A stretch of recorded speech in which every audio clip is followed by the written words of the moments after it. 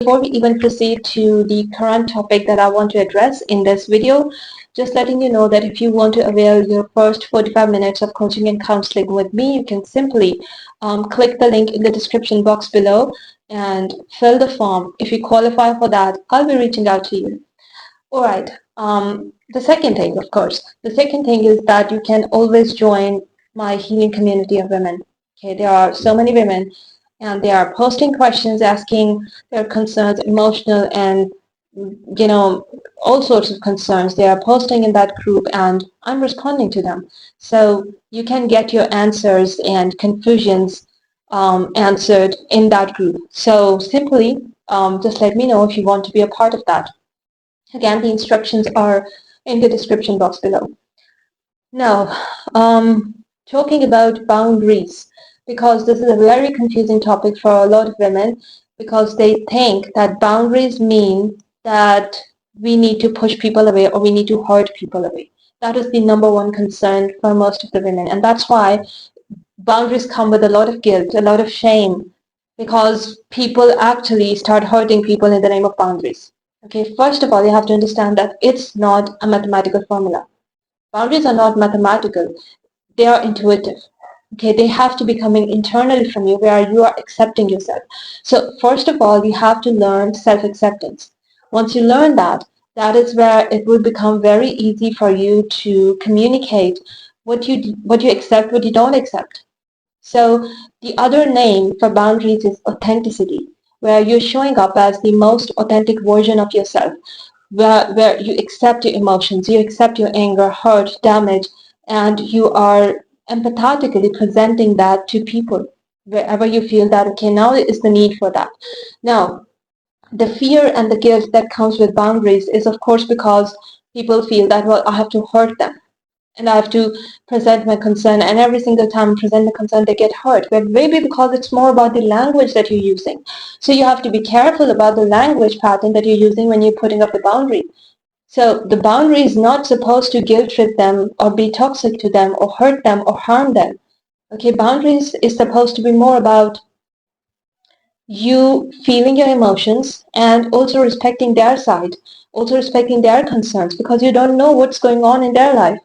Okay, you don't know what concerns are incapacitating them so that they are not able to show up. And even if you know those concerns, even if you feel that, yeah, they have become more reckless with regards to you or they are not treating you right, whatever is that, you still have to respect who they are.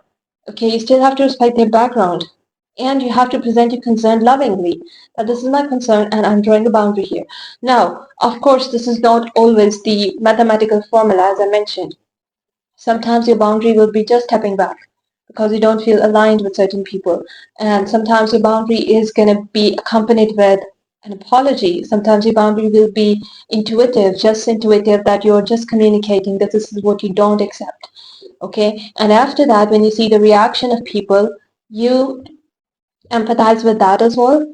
Okay, you show them the empathy and the love that they need to hear from you, and at the same time, you also empathize and persist in the boundary that you have just drawn, in the things that you're incapacitated to do, and that is a process.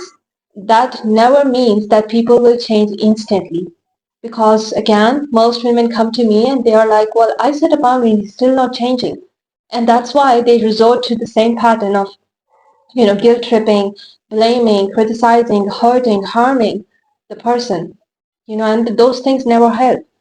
So you have to understand that when you're drawing a boundary, you're drawing it for yourself, not because you want to change someone else.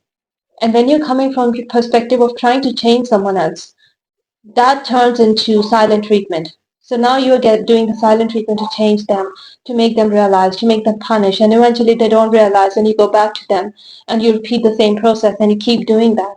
That is toxic, okay? Boundaries, when they're coming from within you and you know that, yeah, you are just taking yourself out from any situation that is hurting and harming you, and you are empathizing with people as well. You're not forcing them to act better, rather you're just choosing or taking responsibility of your personal emotions. You will find peace within yourself first before people can step up for you or they do better for you. If you're not finding that peace, you have to learn to how, take responsibility of your emotions instead of consistently putting it on people, because people cannot rescue you. Okay, they can hurt you, but they cannot rescue you. You have to understand this. And once you're rescuing yourself, you are coming from a place of independence. And that is where you set boundary that, yes, I love you, I love interacting with you, but in this area, I feel hurt. And in this area, I'm getting affected. And unless doesn't happen, I won't be able to connect with you in this area. And you're not saying it from a place of just, they like just you wanting to them to perform better in that area. Maybe they deny that area completely, whatever is that. Okay, maybe just they say, okay, we are not connecting in this area anymore then. Okay, it could be any area of your relationship. So it's all right, like you become okay with that until there is no movement from them. You're okay with that. But when you are coming from a place of trying to change them, then the next, like the moment they will be saying that, well, okay, we don't interact in that area, you're like, okay, so you are so happy in losing me. You never loved me. Now I know who you are. So that becomes more complicated. Okay, so and that sabotages the relationship even more. So you don't have to, present a boundary and then sabotage it in the next step.